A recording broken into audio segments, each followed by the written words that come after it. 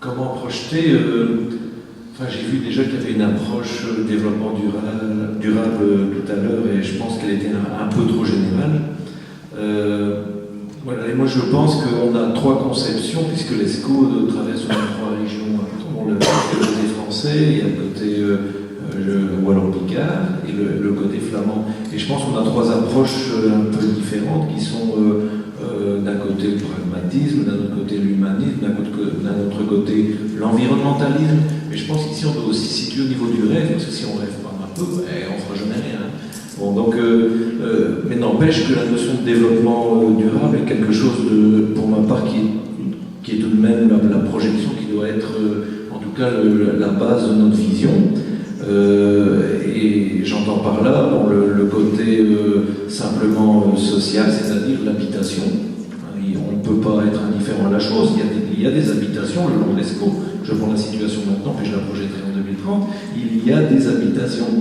Il y a également de l'économie. Il y a un bassin industriel, par exemple, ce que je connais un peu mieux du côté d'Antoine, mais il est présent. Il y a une traversée citadine urbaine qui est celle de Tournai. On ne peut pas non plus en être indifférent, c'est essentiel.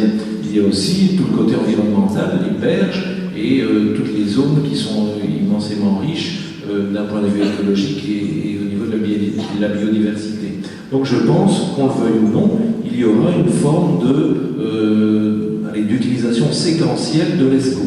Donc il faut garder ce séquentiel qui fait partie directement de l'ancrage humain déjà actuel, mais à venir, et qui fait partie aussi du développement durable.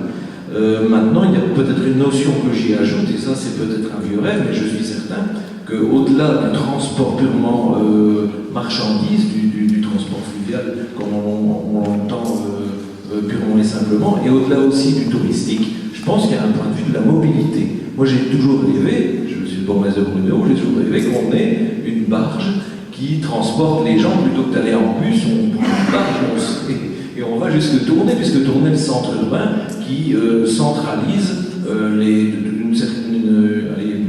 nombre important de populations françaises et rurales au sud de Tournai, tertiaire, qui va vers l'enseignement, qui va vers les pôles d'emploi. Donc quelque part, il y a une demande claire et nette. La mobilité est un énorme problème, et je pense qu'on n'a jamais eu ce petit côté un petit peu recherche et inventif, ou simplement un équilibre économique qui permettrait d'utiliser ce fleuve comme voie de transport et de mobilité toute simple pour des gens, des citoyens, des habitants, avec un timing qui pourrait être très bien ressembler à celui d'un autobus ou des bus-tech.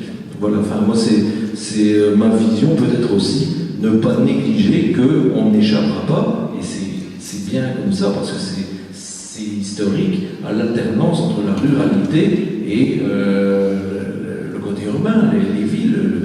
On ne peut pas échapper à ça, on va s'adapter aussi à cette vision globale, en sachant que s'il y a du séquentiel, il faut aussi une forme d'harmonie. Si on n'a pas cette harmonie dans la vision, on n'arrivera à rien.